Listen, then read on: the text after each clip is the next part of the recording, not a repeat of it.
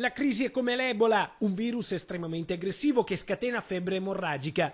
A nord-est le aziende muoiono e la politica corre ai ripari. Il governatore Luca Zaia apre la cassaforte della regione, la finanziaria Veneto Sviluppo, 750 milioni di euro per bloccare l'emorragia economica e salvare il salvabile. Noi oggi interveniamo semplicemente per un motivo, non perché ci sia la necessità di avere una finanziaria regionale. La necessità nasce dal fatto che il governo non dà risposte. 750 milioni di euro per 3.000 imprese. Ecco come lubrificare i meccanismi dell'economia veneta arrugginiti dalla crisi. Soldi freschi, soldi in contanti per ridare ossigeno al sistema produttivo, per finanziare progetti, per riconquistare barlumi di futuro. Noi tendiamo a finanziare le imprese che hanno un prodotto e un mercato, quindi che hanno una possibilità di continuità e di sviluppo.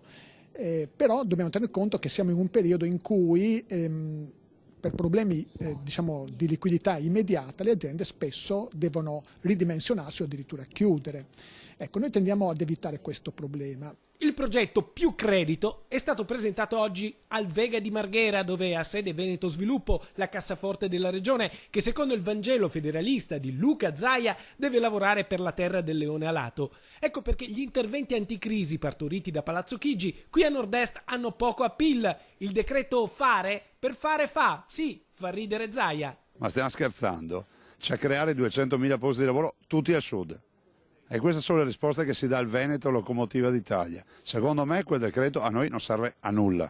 Abbiamo toccato il fondo. L'allarme lanciato da Confindustria è confermato dai numeri. I consumi a nord-est nel primo trimestre del 2013 sono precipitati del 7% e chiudono le saracinesche 12 negozi al giorno. Poi ci sono i paradisi fiscali come la Carinzia. L'anno scorso dal Veneto se ne sono andate 500 aziende e sono stati persi 13.000 posti di lavoro.